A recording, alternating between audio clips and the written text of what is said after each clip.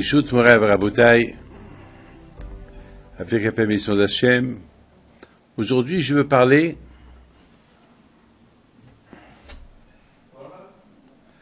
avec la permission d'Hachem.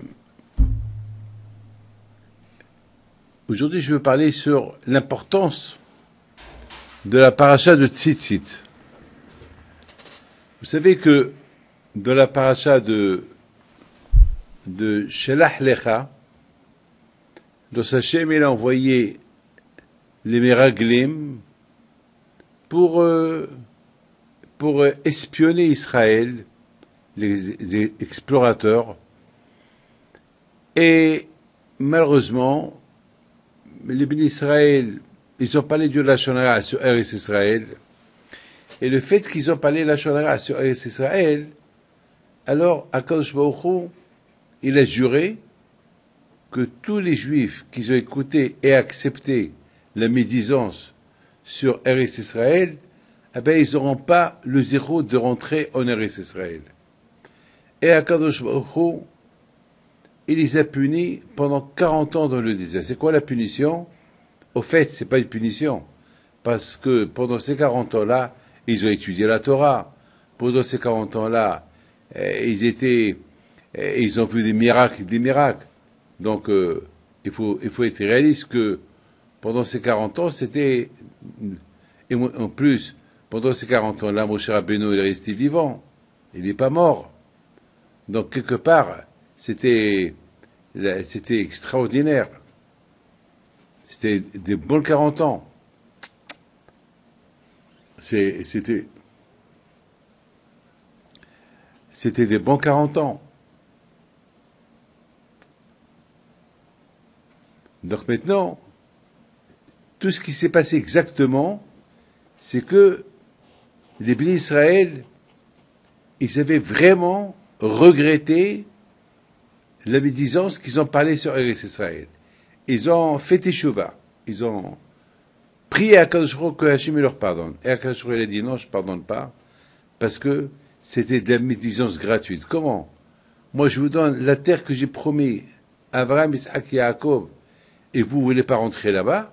Qu'est-ce que je vais dire à Abraham, Isaac et Yaakov?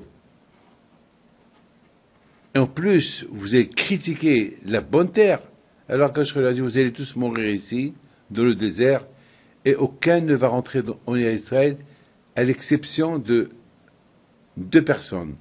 Il n'y a que 2 personnes qui sont restées vivantes, qui sont rentrées en Eretz Israël. C'est Yoshua ben Nun et Caleb ben Yefouné. Donc, et malheureusement, Hachem leur a dit que puisque vous avez pleuré des pleurs gratuits, parce que vous savez, mes amis, beaucoup de fois, la médisance, c'est du faux. On voit beaucoup de gens qui racontent des saletés, c'est vraiment des choses qui ne sont pas vraies. Vous savez, d'après le Havetz Haïm, que même les choses vraies, il ne faut pas les raconter. Même si tu vois quelqu'un que vraiment, il a fait une avera, ou il a fait il ne faut pas la raconter. À quoi, qu'est-ce que tu, il y a aucun bénéfice qui va sortir en critiquant quelqu'un. Hein, tu es en train de salir quelqu'un. Vous savez quoi, les Israéliens sont liés les uns avec les autres. Vous savez, alors lorsque on salit quelqu'un, alors, Hashu Shalom, c'est salir tout à Israël. Vous savez, lorsque Akadosh a donné la Torah, il n'a pas donné la Torah à une seule personne, Akadosh a donné la Torah à tout le monde. Donc ça veut dire que la Torah, c'est la nôtre. Et vous savez que à Israël, lorsqu'ils ont reçu la Torah, ils étaient comme une seule personne. Donc ça veut dire qu'on est une seule personne, au fait. Alors, lorsque Hashu Shalom, quand que Hachem, il est seul, la Torah, elle est une, Am Israël aussi, ils sont, c'est ce qu'on dit, Am Israël Kuchabrichu Oraita Had, la Torah, et Am Israël, et Akadosh Baruch Hu, on est liés les uns avec les autres. Donc, lorsqu'on critique quelqu'un, Shemishmor, c'est grave. Donc, Akadosh Baruch Hu, il n'a pas accepté ce que les bénis Israël, ils ont fait, Akadosh Baruch Hu était très en colère, et surtout que ils ont dit que des mauvaises choses. Ils n'ont pas dit la vérité. Au moins, au moins, s'il y avait quelque chose de vrai, on comprend, mais il n'y avait rien de vrai. Pendant 40 ans, Hakadosh Baruch Hu, il a protégé pendant 40 jours que ces explorateurs, ils ont visité Eretz Israël, aucun ne les a remarqués. Ils étaient habillés comme des juifs, ils avaient une barbe, ils n'étaient pas déguisés, et tout le monde savait que c'était des juifs, et tout le monde savait que c'était des explorateurs, et tout le monde savait, et personne ne leur a parlé, ils ont vu que le Hémet. Il y avait rien à dire, c'était Erizavat Halavud Vache. Le contraire, ils ont vu les fruits, ils ont vu les choses extraordinaires de Eretz Israël. Donc, Rabotai, le problème qui se pose aujourd'hui, c'est pourquoi ils ont été punis. Une grande punition comme ça, que tous les Juifs, ils sont restés dans le désert. Et en plus, la punition, elle était encore plus grande, que chaque année, à Tisha B'Av, on pleure. Parce que le jour qu'ils ont critiqué Israël, c'était à Tisha B'Av. Alors quand je leur ai dit, puisque vous avez critiqué Israël, alors le premier Beit HaMikdash et le deuxième Beit HaMikdash vont être détruits à Tisha B'Av. Alors, Bémet, je comprends pas pourquoi les Juifs, ils ont fait la faute du veau d'or, et Akadosh Baruch Hu, il leur a pardonné. Ils ont fait une grande teshuva, il leur a pardonné. Et non seulement qu'il leur a pardonné, mais il leur a donné la fête de Kippour. Il leur a donné la fête de Rosh Hashanah. Que toutes les fautes qu'on fait pendant toute l'année, ils sont pardonnés à Rosh Hashanah et à Kippour. Et en plus, Hachem nous a donné le shofar, la mitzvah du shofar. C'est-à-dire que finalement, la faute du veau d'or a été pardonnée. Alors pourquoi la faute de la médisance qu'ils ont parlé sur Israël, cette faute-là n'a pas été pardonnée? Quelle est la raison? Quelle est la raison? Eh bien, mes amis, vous savez, de là on dit que la médisance, elle est pire que la débauche, elle est pire que l'idolâtrie, elle est pire que le crime. C'est la folie, la médisance. Elle est pire, parce qu'on a vu que la Torah, elle n'a pas pardonné la faute de la médisance, la faute de la chanara que les Juifs ont parlé sur Israël. Hachem, il n'a pas voulu pardonner. Pourquoi elle est tellement grande, la médisance, que Hachem, il n'est pas prêt à pardonner? Quelle est la raison? Eh bien, mes amis, il faut savoir une chose, que la faute du veau d'or, c'était pas les Juifs qui l'ont fait, c'était Erev Rav, c'était les Égyptiens qui ont joint les Juifs lorsqu'ils ont quitté l'Égypte. Ils sont partis avec eux. Ben, c'est eux qui ont poussé les Juifs, parce que les Égyptiens à l'époque, ils étaient des idolâtres. Donc c'est eux, quelque part, c'est eux qui ont provoqué c'est eux qui ont provoqué comment ça s'appelle, que les Juifs ils font le veau d'or. Et c'est pas, d'ailleurs, vous voyez que il y a eu que 3000 Juifs qui sont morts. C'est-à-dire qu'il y a que 3000 personnes qui ont fait le veau d'or. Et parmi ces 3000 personnes, il y avait là-bas aussi le Erev. C'est-à-dire que c'est pas tout le pays, c'est pas tous les Juifs qui ont été punis. Il y avait quelques personnes, malheureusement, qui ont fait le veau d'or. Mais pourquoi tous les Juifs ont été punis? Parce que tous les Juifs, ils sont concernés. Pourquoi? Parce qu'ils auraient dû les stopper. Et le fait qu'ils n'ont pas stoppé, alors Hachem il a considéré comme s'ils étaient d'accord avec eux. De là, on voit lorsque quelqu'un fait une avera à quelqu'un qui faute, on n'a pas le droit de le laisser fauter. Il faut au moins lui dire. Même s'il ne t'écoute pas, au moins tu lui dis. C'est pas la peine de lui dire jusqu'à faire la guerre avec lui. Non, essaie de lui dire. Au moins, les Juifs, lorsqu'ils ont fait la faute du veau d'or, les Juifs, ils ont pris tous les Juifs, ils ont dit, C'est l'Égyptien, ils ont l'habitude de faire l'idolâtrie, c'est pas grave. Moshe Rabbeinu va venir, va faire de l'ordre. Mais entre-temps, ces gens-là, lorsqu'ils ont tué Or. Donc quelque part, quand je pourrais accuser les Juifs, comme s'ils étaient complices avec les Égyptiens pour faire le veau d'or. Alors il était en colère contre eux. Mais au fait, de cela, il est sorti quelque chose de bien. Qu'est-ce qui est sorti de bien? Les Juifs, ils ont fait une teshuva. Et non seulement ça, les Juifs, leur faute a été pardonnée le jour de Kippour.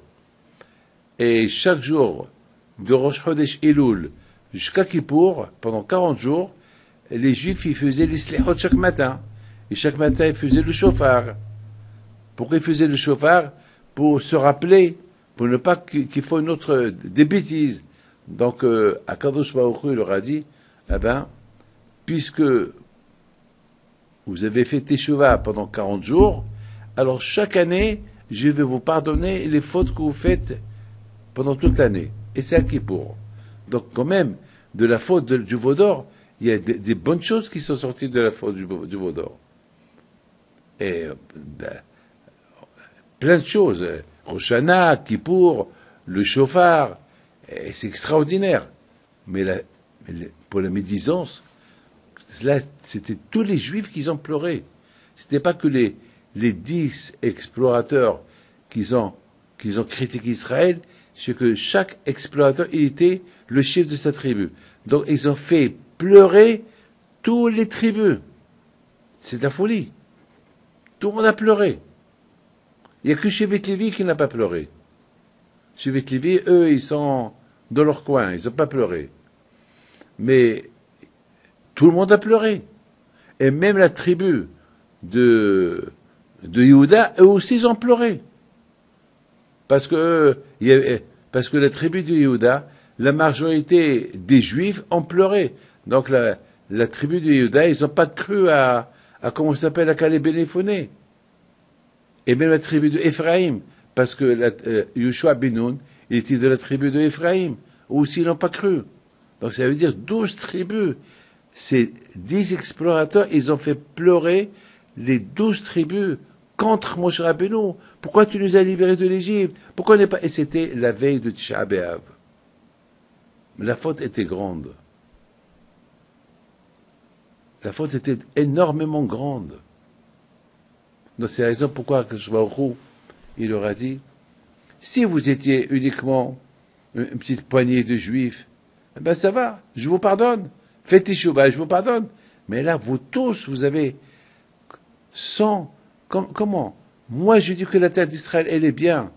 Et vous êtes en train de croire à ces animaux-là, à ces Rishaïm, qui sont en train de vous détourner de moi. Mais comment est-ce possible? Comment est-ce possible? Mais mes amis, la question que j'avais, mais comment est-ce possible qu'ils ont... Maintenant, Rabotai, la question que j'ai, comment est-ce possible que les Juifs, ils ont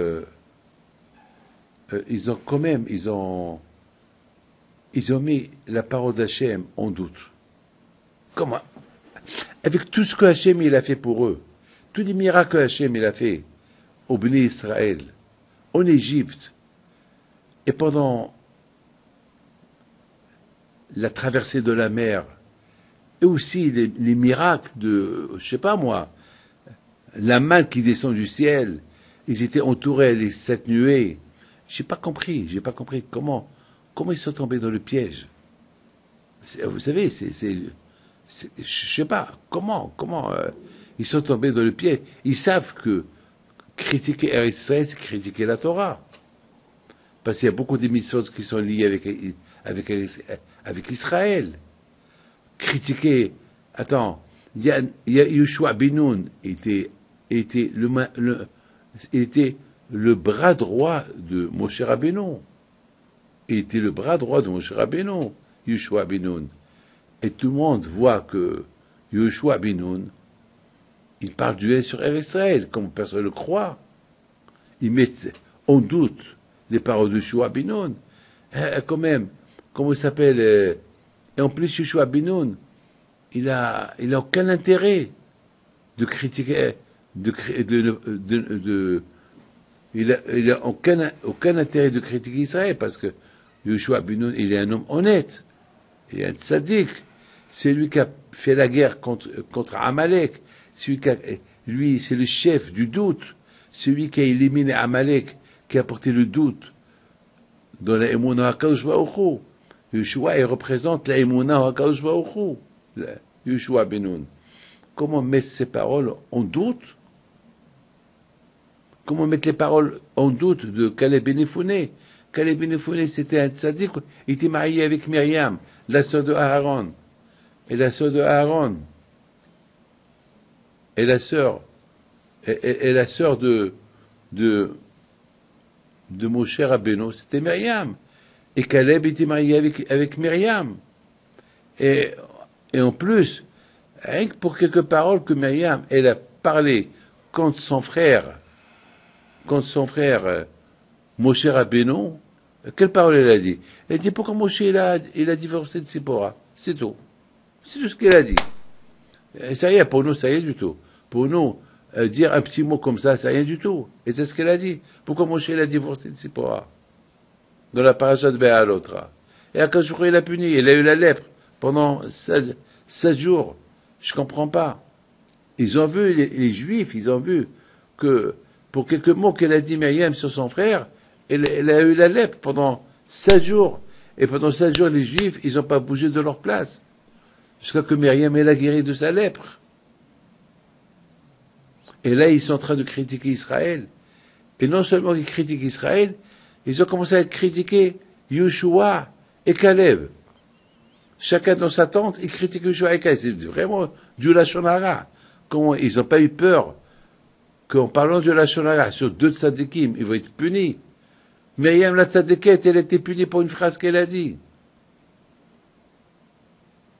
Et en plus, ils ont contredire, c'est de la folie, contredire les paroles au moins, il faut les croire. Je comprends pas. Comment critiquer les paroles contredire les paroles de Moshe Rabbeinu et les paroles de Caleb ben Yefouné, les paroles de Joie. C'est incroyable. Bémet, mes amis, j'avais pas à croire. Qu'est-ce qui s'est arrivé? Mes amis, on peut tourner en rond, on ne trouvera pas de réponse. Tout ce que je peux vous dire, c'est la raison pourquoi Akash Baruch Hu les a punis. Parce que Akash Baruch Hu les a punis pour toutes ces raisons que je vous ai données. Même Akash Baruch Hu, il n'a pas compris. Comment ils sont arrivés aussi bas niveau? Comment ils sont arrivés aussi bas niveau? Mes amis, écoutez bien. Je voudrais vous dire quelque chose. Dans la paracha de Shelach Lecha, la Torah, elle nous parle la mitzvah de porter les tzitzit. La Torah, elle nous parle de la mitzvah de porter les tzitzit. Et c'est écrit, et c'est quoi tzitzit? Tzitzit, si tu veux, les hatzitz, voir. Ça veut dire, tu vois les tzitzit. Le Hafetz Haïm dit que les tzitzit, c'est une décoration que Hachem nous a donnée. Il nous a décorés avec les tzitzit. On a des tzitzit des quatre coins du corps de l'homme. Les tzitzit, quand tu les vois, ils te rappellent les mitzvot que Hachem t'a donné. Or, itlem oto osratem et mitzvot Hachem asitem otam. Les tzitzit, tu nous rappelles contre le Yetzirah. Parce que le Yetzirah, il veut nous empêcher de faire les mitzvot. Et les tzitzit, tu nous rappelles à faire les mitzvot. Donc, il y a un calcul que tzitzit, la gemataria de tzitzit, avec les les 5 nœuds qu'il y a de tzitzit, ça fait 613 mitzvot. Ça veut dire que lorsque tu vois les tzitzit, ça te rappelle les 613 mitzvot qu'il faut faire. C'est une décoration. Et vous savez que le tzitzit, la force à lui, vous savez très bien que la force des tzitzit, c'est, il y avait techelet. Techelet, s'il y avait du sang d'un poisson, que, à l'époque du Beit Hamikdash, le sang de ce poisson, il était bleu. Et on le mettait dans le tzitzit. Pourquoi? Parce que lorsqu'on voit le tzitzit bleu, on se rappelle du ciel qu'il est bleu. Et lorsqu'on voit le ciel, on se rappelle qu'il y a Hachem. Le trône d'Hachem, il est bleu. Donc, vous voyez que le tzitzit, il te rappelle de rester toujours connecté à HaKadosh Baruch Hu. Et je pense, mes amis, que lorsque je réfléchis un peu, je pense, quelle est la raison pourquoi les Bnei Israël, ces 10 explorateurs, les 10 miraglim, ils savent que, en regardant les tzitzit, ça va les empêcher à faire la faute. Vous voyez que la mitzvah de tzitzit, elle est écrite dans la paracha des miraglim, dans la paracha de ces explorateurs qu'ils ont critiqué Eretz Israël. Alors comment est-ce possible que les tzitzit ne les ont pas empêchés de ne pas parler de la Lashon Hara sur Eretz Israël? Comment est-ce possible? De là, mes amis, on voit que les tzitzit, si tu connais et tu sais la raison pourquoi tu les portes, et tu te concentres à eux, ils vont t'empêcher à parler le mal. Mais si Stam tu les mets comme un vêtement, ben ils vont faire aucun effet sur toi. On voit aujourd'hui des gens, ils ont tzitzit, et lorsqu'ils voient des femmes qui passent, ils les regardent. Alors que dans Kriyat Shema on dit, Velo tatoru hari lebabchem v'hari einechem asher ativ zonim haim. On parle de la mitzvah de tzitzit, et la Torah te parle, alors il faut pas voir les femmes qui passent. Et ne va pas derrière ton cœur et derrière tes yeux. Parce que vous savez que les yeux, ils regardent et le cœur, il a envie. Et le cœur, c'est comme un radar. Le cœur, il détecte tout ce qui est, il détecte les femmes, c'est un détecteur, le cœur. Et le cœur, il se trouve et le Sahara, vous savez où il habite le Sahara? Le Sahara, il habite dans le cœur. Donc, c'est le radar. C'est pour cela, c'est pas écrit dans la Torah, je pense. C'est pour ça que la Torah ne dit pas, la Torah dit, il faut pas suivre le cœur et les yeux. La question, elle est le contraire. La Torah veut dire, il faut pas suivre les yeux et le cœur. Puis c'est les yeux qui voient, c'est pas le cœur qui voit, c'est les yeux qui voient. Mais la Torah, elle dit non. Il faut pas suivre le cœur, il faut pas suivre les yeux. Alors, en général, le cœur, il est là, il est caché, et c'est mes yeux qui regardent. Ah ben, d'après ce que je vous dis, je comprends. C'est quoi, Velo Tatorah Helebabchem Hayanechem? Quand je te dis, fais attention avec ton cœur, parce que le Sahara, il habite dans ton cœur. Le Sahara, il est dans le cœur. Le cœur, c'est un radar. Et le cœur, il détecte. Donc, il détecte, le Sahara, il détecte la chose interdite de voir, et tu dis, allez, regarde. Donc, ça veut dire que le mal, il vient du cœur. Le mal, il vient du cœur, et c'est le cœur qui avertit les yeux. Regarde. Vous savez, mes amis, lorsqu'il y a aujourd'hui des radars avec des missiles, lorsque le radar, il détecte l'ennemi, le missile, il sort. Eh bien, Rabotaï, chez nous, c'est pareil. Dans le cœur, il y a le radar. Et le radar, il détecte la femme. Il détecte les choses pas bien, les envies. C'est du cœur. Il détecte la chose. Et tout de suite, il donne l'ordre aux yeux de regarder, de voir. Allez, de sauter sur la fosse. Mes amis, de même pour la mitzvah. Lorsque on aime les mitzvot, Le cœur, il détecte la mitzvah, et tout de suite, il te met dans ta tête, va, suive cette mitzvah, fais-la, regarde-la. Mes amis, je pense que les Meraglim, lorsqu'ils étaient en Israël, ben, ils portaient des talits. Ils avaient un talit sur eux. Ils avaient une tzitzit sur eux. Mais c'était comme par habitude. C'est pas dans le sens que ces tzitzit-là, ils vont les aider à se protéger du mal. Non. C'était comme ça. C'est comme un vêtement, un beged, un vêtement. C'est comme quelqu'un qui a une veste, un vêtement. C'est pas parce que ce talit-là, il va le protéger du mal. Non. Alors, ça veut dire que beaucoup de fois, on met un talit, mais on pense pas, on met avec comme par habitude, on met le talit. Alors, ça va pas marcher. Vous savez, mes amis, lorsqu'on invite quelqu'un à manger, eh ben, l'invité, il va pas manger tant qu'on lui a dit de manger. C'est honteux. Attends, il s'assoit, mais il commence pas à manger. Il faut que le balabaït, il faut qu'on l'invite. Si on l'invite pas, il va rester là, il va pas manger. Il faut que le balabaït, il faut que celui qui l'a invité, il va lui dire, Baruch haba, mange, servez-vous. Mes amis, c'est quelque chose de très très important ce que je vous dis. Que le talit, il faut, pour que ça marche sur la personne, le talit, il faut que la personne ait conscience, il faut que le talit, il faut que la personne, il soit conscient. Il faut que la personne, il soit conscient. Et si la personne n'est pas consciente, le talit ne va rien faire pour lui. Je pense, mes amis, que la faute des Meraglim, la faute des explorateurs qui sont partis espionner Israël, ben la faute qu'ils ont fait, c'est qu'ils n'ont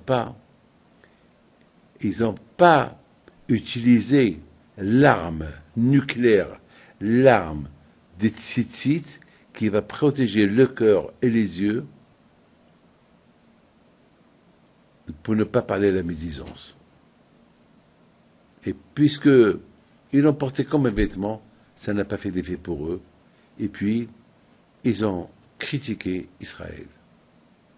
Mais je voudrais vous raconter une histoire que la Gemara raconte. La Gemara raconte qu'il y avait une fois un monsieur qui a vu des affiches d'une belle femme qui est venue en ville et que cette femme-là, pour donner ses services, donner son corps à quiconque, il faut telle et telle somme. Il y a un monsieur, la Gemara raconte, que tout de suite il voulait être parmi les premiers à se régaler avec cette femme. Il a envoyé tout de suite l'argent avec quelqu'un, et voilà, la femme lui a donné rendez-vous tel et tel jour. Le jour qui est venu, il va, il voit la femme était belle. Alors, elle était assise sur un lit, il fallait monter les escaliers, elle était très très belle, et lui, vite, il est monté vite, il a grimpé, il a commencé vite à enlever ses vêtements, et au moment qu'il voulait enlever son talit, il a vu le talit, tout de suite, il a sauté du lit, il a mis ses vêtements, il s'est sauvé. Mes amis, la femme, elle a vu ça, elle s'est sentie insultée. Le Talmud, il raconte que cette femme-là, elle a couru derrière lui. Elle a mis quelque chose sur elle, elle l'a attrapé. Il lui a dit, non, lâche-moi. Elle a dit, non, je te lâche pas. Je te rends ton argent, mais je veux savoir, qu'est-ce que tu as vu en moi qui t'a déplu? Je suis belle. Du monde entier, on vient me voir. Pourquoi toi, tu m'as fait ce bizarre, tu m'as fait cette honte? Pourquoi? Quel mal tu as vu en moi? Je lui ai dit, madame, tu es la femme la plus belle du monde. Je n'ai jamais vu une femme comme toi. Mais le bon Dieu nous a donné une mitzvah, des tzitzit, talit. Au moment que j'ai vu talit, qui représente les 613 mitzvot, et ça m'a rappelé le ciel. Parce que dans le talit, il y a le techelet, il y a le bleu. Ça m'a rappelé le ciel. Et après, ça m'a rappelé le bon Dieu qui me regarde. Donc, ça a cassé l'envie d'aller avec toi. Et cette femme, elle s'est convertie au judaïsme, elle s'est mariée avec lui. Ouais. Cette femme, elle s'est convertie, elle est partie quelque part, elle s'est convertie, elle l'a cherché, elle l'a trouvé, elle s'est mariée avec lui. Et c'est les rabbanim qui l'ont mariée. Pour vous dire, mes amis, lorsque quelqu'un fait une mitzvah, il faut savoir comment il l'a fait. Et de là aussi, on apprend autre chose. Que lorsqu'on fait la mitzvah bien, on peut aussi influencer d'autres personnes à la faire bien. Celui-là, le fait qu'il a respecté la mitzvah, celui-là, mes amis, il est parti avec son cœur, les envies dans son cœur pour aller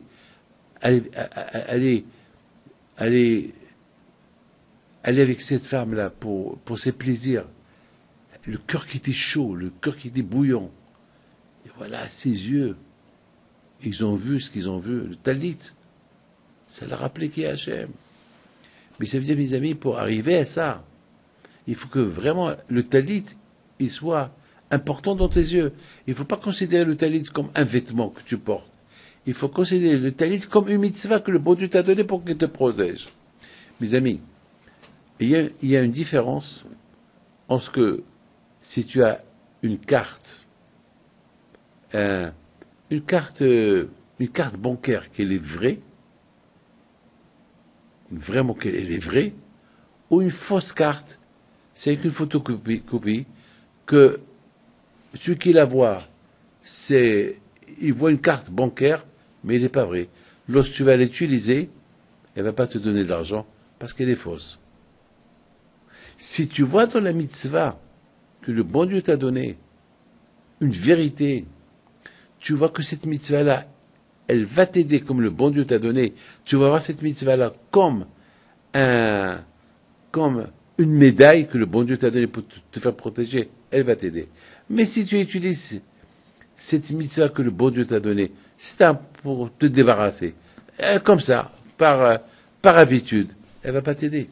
C'est la raison pourquoi aujourd'hui on a vu beaucoup de gens, malheureusement. Il y avait malheureusement quelqu'un qui est parti pour faire la paix entre un couple. Il est parti pour faire la paix. C'est un copain à lui qui s'est séparé de sa femme. Mais il est parti pour eux. C'est quelqu'un qui est religieux, hein. Quelqu'un qui est talit et tout, hein. Et il est parti pour faire la paix. Il est parti, il parlait avec le mari. Et le mari lui a dit, bon, alors va parler avec ma femme. Alors, il est parti chez sa femme pour essayer d'arranger les choses. La femme ne voulait pas au départ. À chaque jour, à un moment donné, le monsieur, il devait amoureux de cette femme. Il vient pour faire la paix entre cette femme et un autre, et après c'est lui qui a fauté avec elle. Et comment? Mais il a un talit. Comment le talit l'a pas sauvé? Ben parce que le talit, il peut te sauver uniquement si vraiment tu es conscient de ce que représente le talit. Mais si tu n'es pas conscient de ce que le talit représente, ça ne va pas faire d'effet pour toi. Si on est conscient pour chaque mitzvah que le bon Dieu nous a donné, Shabbat, Nida, manger le kasher, si vraiment on est conscient, ça va faire de l'effet sur nous. Mais si on n'est pas conscient de ces mitzvot-là, ça ne va pas faire d'effet sur nous. Il y a beaucoup de gens qui mangent du kasher à la maison, mais ils ne mangent pas le kasher dehors. Tu leur demandes pourquoi? Ben, ils ne savent pas. Ben, malheureusement, ils ne savent pas. Ils disent, il y a une différence. À la maison, c'est la maison. Dehors, c'est dehors. Mais attends, est-ce que tu as deux estomacs? Un estomac qui s'appelle maison et un autre estomac qui s'appelle dehors? Non. C'est le même estomac. C'est qu'ils ne sont pas conscients, malheureusement. Vous savez qu'une fois, j'ai vu dans un rab qui dit que le talit, les tzitziot du Baal Shem Tov, ils étaient vivantes. Ils bougeaient toutes seules. Sans que le Baal Shem Tov, il les prend dans ses mains, ils bougeaient toutes seules. Et ils avaient Hiyot, ils avaient la vie dans Tzitzit, il y avait une vie. C'est de la folie, ça. C'est de la folie. Pourquoi? Parce que dans chaque mitzvah et mitzvah que le bon Dieu nous a donné, dans la mitzvah, il y a une vie. Alors, si tu l'as fait, tu vas sortir la vie. Alors, j'ai expliqué de même, Eretz Israël. Eretz Israël, c'est la Kedusha de Eretz Israël par rapport à la Torah. Il y a beaucoup de mitzvot qui sont liés avec Eretz Israël. La Shemitah et tout. Le fait que tu sens, le fait que tu es conscient des mitzvot qui sont liés avec Eretz Israël, Eretz Israël va t'aider à respecter ces mitzvot. Sinon, ces mitzvot, ils vont être comme morts dans tes yeux. Et c'est pour ça que les Meraglim, ça n'a pas fait un effet sur eux.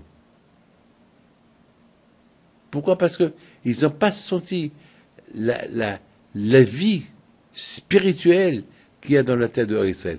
Il y a beaucoup de gens, mes amis, sur ça, Haramim disent, Rabbi Shimon Bar Yochai dit, que Israël s'achète avec difficulté. C'est pas tout le monde qui peut avoir le zéro d'habiter en Israël. C'est pas tout le monde. C'est pour ça qu'il y a beaucoup de Sahara en Israël. Il y a beaucoup de gens qui ne sont pas religieux en Israël. Parce qu'il y a beaucoup de Sahara. Parce que là où il y a la Kedusha, il y a la Toma. Là où il y a la Kedusha, et là où il y a la sainteté, on appelle Israël la terre sainte. Même tout le monde, les musulmans, ils l'appellent le Kodesh, nous on l'appelle Eretz HaKodesh, les catholiques ils l'appellent la terre sainte. Tout le monde est d'accord qu'elle est sainte. Elle est sainte en elle-même, elle est sainte. La terre, vraiment, elle est sainte.